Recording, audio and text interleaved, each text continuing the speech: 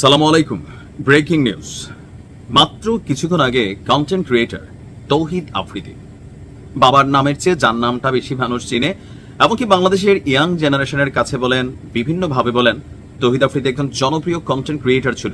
অনেক ভালো কাজও তার আছে, সবচেয়ে খারাপ কাজ তা না। তবে 5ই আগস্ট সরকার পতনের পর তৌহিদ আফ্রিদি সম্পর্কে আমাদের কন্টেন্ট ক্রিয়েটররা তারা যেই একের পর এক চাঞ্চল্যকর তথ্য সামনে আনছে, মানে এগুলো দেখা প্রথমে বিশ্বাসই হয় নাই। তবে যেদিন আমরা ডিবি হারুনের সাথে তৌহিদ আফ্রিদির একটা বিশেষ ভিডিও দেখলাম চাচা ভাতিজার, তখন কিন্তু মনে হয়েছে যে নেটওয়ার্ক চ্যানেলটা আসলে কোন লেভেলে। তো তৌহিদ আফ্রিদি এই 5ই আগস্ট পরবর্তী সময় দীর্ঘ 1 বছর কোথায় ছিল, আজকে কোথায় কিভাবে তিনি ধরা খাইয়া গেলেন, বা তার অবস্থান কিভাবে প্রকাশিত হয়ে গেল, আসুন দেখি আজকের ভিডিওতে আপনাদেরকে তথ্যগুলো দিচ্ছি। আজকে আমি যখন নিউজটি করছি রবিবার রাত প্রায় শেষের দিকে, মাত্র কিছুক্ষণ আগে বরিশাল থেকে তাদেরকে বিশেষ অভিযান পরিচালনা করে গ্রেপ্তার করা হয়েছে। কিছুদিন আগে যখন তার বাবাকে গ্রেপ্তার করা হয়েছে, তখন আলোচনায় ছিল তৌহিদ আফ্রিদিকে গ্রেপ্তার করতে হবে। আপনার বরিশাল কোতোয়ালি মডেল থানার ওসি যিনি আছেন মিজান ভাই, তিনি বলছেন যে বরিশাল নগরীর বাংলা বাজারে যে এরিয়া আছে সেখানে তৌহিদ আফ্রিদির অবস্থান প্রযুক্তির মাধ্যমে শনাক্ত করা হয়েছিল, এবং কি তথ্য ছিল যে তৌহিদ আফ্রিদি আছে। তো কোথায় আছে? সেখানে একটি ডায়াগনস্টিক সেন্টার আছে, সেই ডায়াগনস্টিক সেন্টারের পাশের একটি বাসায় তৌহিদ আফ্রিদি অবস্থান করছিল।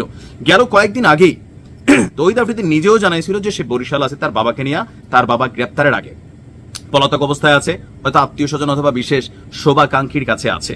বাট গেল কয়েকদিন যাবৎ তার বাবার বিরুদ্ধে যে মামলা, বা তার বিরুদ্ধে আপনার বৈষম্য বিরোধী জুলাই যোদ্ধারা যেই আলটিমেটাম দিয়েছে সরকারকে, তখনই কিন্তু নড়ে চড়ে বসেছে প্রশাসন। তো তাদের বিরুদ্ধে অভিযোগ কি? এই মুহূর্তে তৌহিদ আফ্রিদিকে গ্রেপ্তার করে কিন্তু ঢাকায় পাঠিয়ে দেওয়া হয়েছে বিশেষ নিরাপত্তা দিয়ে। 17ই আগস্ট বৈষম্য বিরোধী আন্দোলনে হামলা এবং আন্দোলনকারীদের হত্যার অভিযোগে যাত্রাবাড়ি থানায় দায়ের করা এক মামলায় তৌহিদ আফ্রিদির বাবা নাসির উদ্দিন সাথীকে যখন গ্রেপ্তার করে, তখনই আমরা দেখলাম যে যাত্রাবাড়ি থানার সেই মামলাটি গত বছরের আগস্ট মাসের 30 তারিখ দায়ের করা হয়েছে। সরকার পতন হয়েছে 5 তারিখ, মামলা দায়ের হয়েছে 30 তারিখ। তো যেটি বর্তমানে এখনো তদন্তাধীন আছে আমাদের সিআইডির কাছে। মামলার প্রধান আসামি আবার হচ্ছে আপনার শেখ হাসিনা। আসামি তালিকার 2 নম্বরে আছে সেতুমন্ত্রী ওবায়দুল কাদের, 3 নম্বরে সাবেক আইজিপি আব্দুল্লাল মামুন। তো এখন তৌহিদ আফ্রিদি আসলে বা তার বাবা এই মামলার কতটুকু গুরুত্বপূর্ণ আসামি? আমরা যদি তালিকা দেখি, তালিকার 11 নম্বর আসামি হচ্ছে তৌহিদ আফ্রিদি, এবং 22 নম্বর আসামি হচ্ছে তার বাবা নাসির উদ্দিন সাথী। এছাড়া আরো এখানে 25 জনকে আসামি করা হয়েছে, অজ্ঞাতনামা 150 জনকে আসামি করা হয়েছে। প্রশ্ন হচ্ছে তৌহিদ আফ্রিদির কি জেল হয়ে যাবে, সাজা হয়ে যাবে? কিছুই হবে না। এখন কেন হবে না?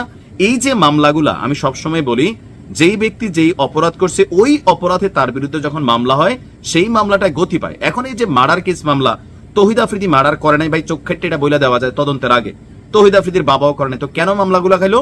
রাজনৈতিক সংশ্লিষ্টতা, অথবা আওয়ামী লীগ সরকারের চাটুকারিতা, অথবা ডিবি হারুনের সাথে সখ্যতা, অথবা 5ই আগস্টের আগে এই বাংলাদেশের কন্টেন্ট ক্রিয়েটরদেরকে চাপ দেয়া, সরকারের পক্ষে বিভিন্ন ধরনের অনৈতিক কর্মকাণ্ড করানোর জন্য তৌহিদ আফ্রিদি ফোনে টাকা দিয়া, প্রশাসনকে দিয়া, চাপ দিয়া, এই যে কন্টেন্ট ক্রিয়েটরদেরকে এক ধরনের জিম্মি করে রাখছিল, সেইটা ছিল তার বিরুদ্ধে মামলা যদি করা হয়তো রিয়েল একটা মামলা হইতো। দেখুন মার্ডার কেসের আসামি 11 নম্বর আসামি, 22 নম্বর আসামি, তাও শেখ হাসিনার সাথে মামলার আসামি, আইনজীবী তো শেখ হাসিনার পক্ষেই লড়বে। তো এখানে বোঝায় যে এই মামলাগুলো খুব বেশি ধোপে টিকবে না, জাস্ট হচ্ছে জনগণকে একটু ঠান্ডা করার জন্য তৌহিদ আফ্রিদিকে গ্রেপ্তার করা হয়েছে। এর বাইরে আসলে এই মুহূর্তে কিছুই না।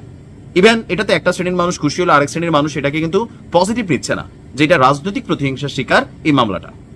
দেখা যাক কি হয়। ভালো থাকুন।